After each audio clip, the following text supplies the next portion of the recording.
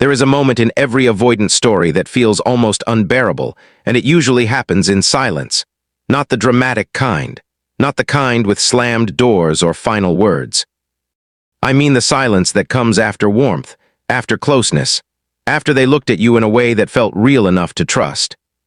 The silence that arrives with no warning and no explanation, and suddenly you are staring at your phone, staring at yourself. Staring at the version of you that was soft enough to believe this time would be different. And what makes it hurt so much is not just that they pulled away. It is that they made you feel deeply wanted before they became impossible to reach. That is what shakes people. Not distance by itself, but contrast. The tenderness that turned cold. The consistency that became hesitation. The intimacy that vanished behind delayed replies, vague explanations, emotional fog. 1 minute you felt chosen. The next, you felt like a burden for noticing the change. And if you have loved someone avoidant, you know how quickly this begins to invade your mind. You start editing yourself. You become quieter, more careful, less expressive. You try to ask for less so they can stay. You call your pain patience. You call their inconsistency fear. You call your self-erasure understanding. And here is the brutal truth. That is exactly how the pattern survives. Not because they are always cruel. Not because every avoidant is conscious of what they are doing. But because the dynamic depends on one thing. You staying emotionally available while they stay emotionally protected. You reaching while they retreat. You translating their distance into depth. You doing the labor of holding a connection they only visit in pieces. That is the one thing avoidants wish you never learned. They do not want you to learn that your pursuit was never the proof of love. It was the cushion. It was the emotional oxygen. It was the soft place they landed on after every withdrawal, every period of detachment, every moment they felt overwhelmed and chose distance over honesty. As long as you kept chasing, soothing, understanding, forgiving, and reopening the door, they never had to fully encounter the cost of their avoidance. They only had to manage your reaction to it. But the moment you learn this, really learn it in your body, something dangerous happens. You stop cushioning the fall. You stop volunteering to be the bridge between their fear and your own heartbreak. You stop making your nervous system the sacrifice required for them to remain comfortable. And that is when the power begins to move, because avoidant behavior is rarely about not feeling. It is about not being able to stay present with what they feel. That distinction matters more than most people realize. Their system does not go numb because nothing is there. It goes numb because too much is there and too much feels unsafe. This is why their behavior can feel so confusing. They can want closeness and then recoil from it. They can crave intimacy, then resent the expectations that intimacy naturally creates. They can feel deeply attached and still disappear the moment the bond becomes emotionally real. It is not logic. It is nervous system conditioning. Somewhere early, closeness stopped feeling like safety and started feeling like exposure. Being known became linked to being controlled, disappointed, consumed, or hurt. So now when love begins to deepen, the amygdala sounds an alarm where the heart wanted a home. The body floods with stress chemistry, cortisol rises, the system interprets connection as pressure. Even desire becomes dysregulating, even tenderness becomes heavy.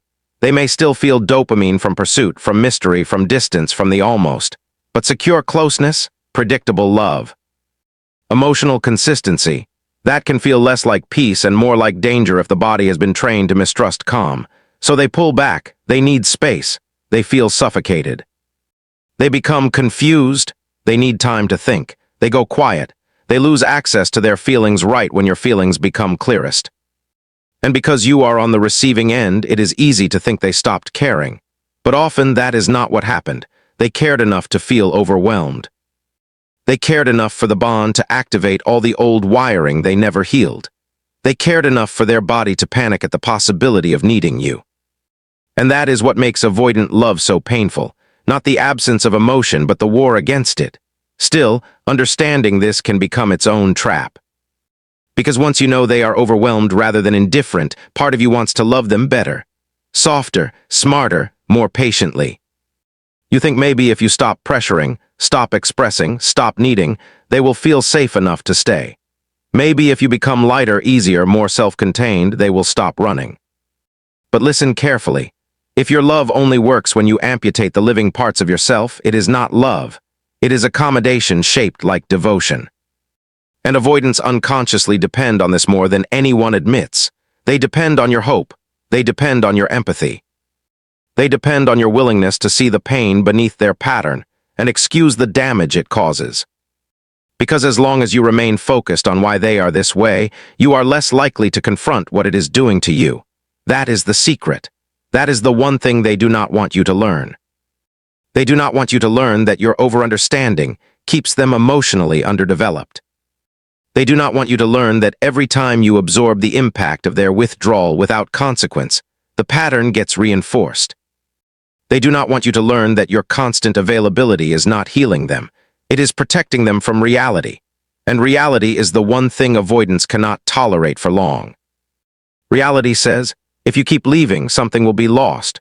Reality says, someone who loves you may eventually stop translating your silence into hidden depth. Reality says, the person you thought would always stay may discover their self-respect before you discover your vulnerability. That is when avoidants become haunted, not always immediately, not always obviously, but privately, internally, in the moments when distraction thins out and the nervous system can no longer outrun what it has done. Because when nobody is reassuring them anymore, when nobody is sending the extra text, the patient explanation, the emotional invitation, the warm opening after cold behavior, their sense of control begins to collapse. The space they asked for stops feeling like freedom and starts feeling like absence. And absence does something brutal to avoidant people. It forces feeling to echo. Suddenly, the silence they created no longer protects them from closeness. It confronts them with loss. The dopamine of pursuit has nowhere to go.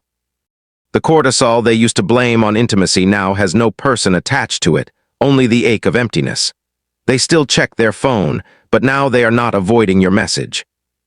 They are noticing the lack of it. They replay old conversations, but this time not to justify distance. This time to search for what they missed.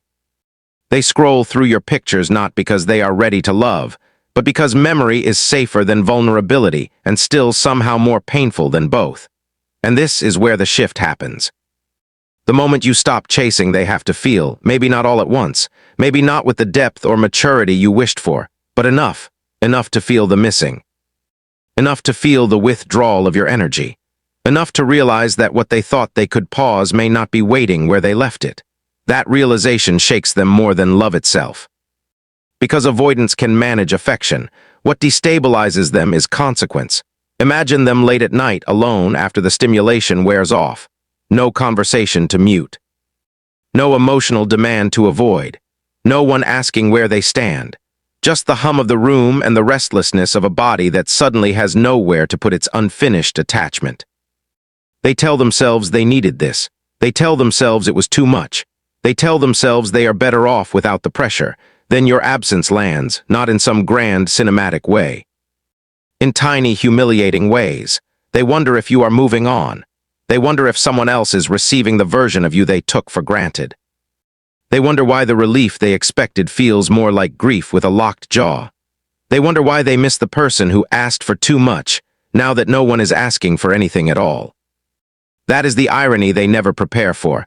What once felt overwhelming begins to feel precious when it is no longer accessible. Your warmth, your attention, your emotional precision. Your willingness to stay in the room and talk about what was real.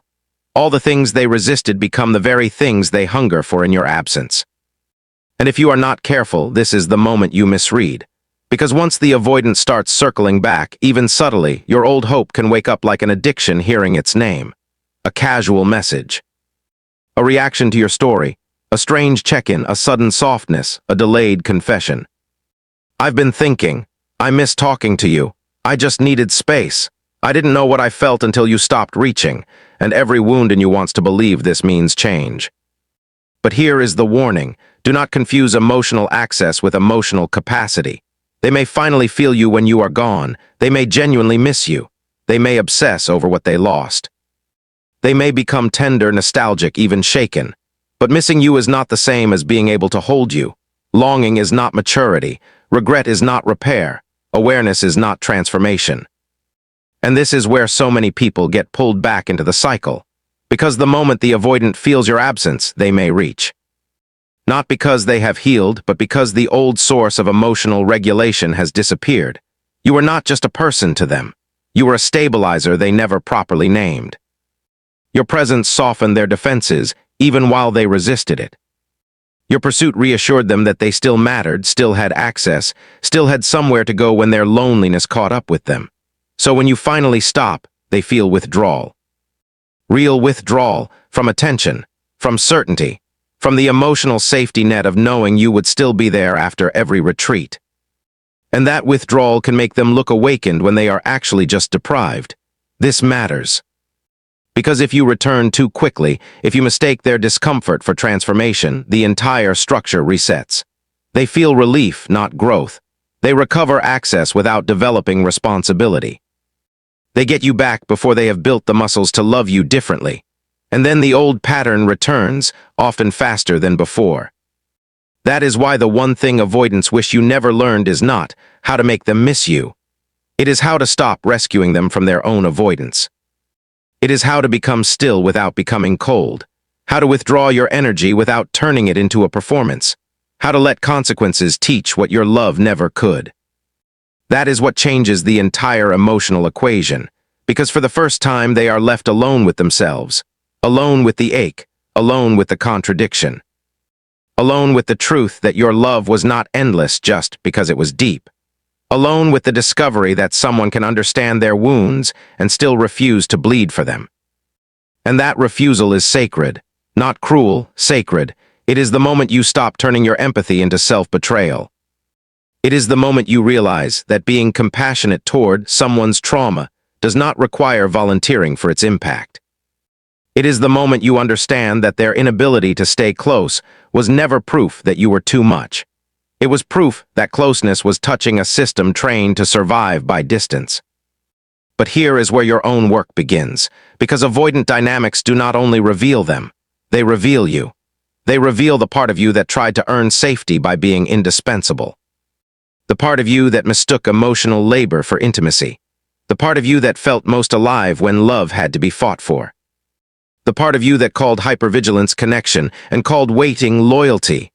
That part of you must wake up now. Because the deeper truth is this: the avoidant-s pattern survives not only through their fear, but through your willingness to keep dancing with uncertainty. Their distance hurts, yes. But your return to the very thing that hurts you is where the cycle truly hardens. So what breaks it? Not punishment, not games, not becoming detached just to win. Truth breaks it. The truth that someone who can only access your value through your absence is not ready for your presence. The truth that your nervous system deserves more than intermittent validation and emotional whiplash. The truth that chemistry fueled by deprivation is not the same as love grounded in safety. The truth that if someone needs you to disappear before they can feel you, then their feelings are still too immature to build a life on. Read that slowly inside yourself. If someone needs to lose you to recognize your worth, they are not ready to receive what you naturally give.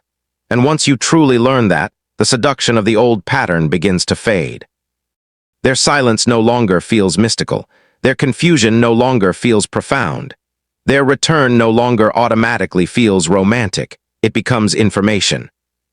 You start seeing what is, not what you hoped their potential meant. You stop clinging to the hidden version of them that maybe loved you more than they showed. You stop treating their private struggle as a substitute for public consistency. You stop asking whether they care and start asking whether they can show care in ways that do not cost you your stability. That question is everything. Because love that can only be felt in hidden chambers, in unsent messages, in late-night regret, in private obsession, is still not the kind of love that protects your heart in real time. It may be intense, it may be tragic, it may even be sincere in fragments, but fragments do not make a home. And you were not made to survive on emotional fragments. You were not made to spend your life decoding withdrawal and calling it depth. You were not made to prove that you are safe enough to be loved by someone committed to staying unsafe.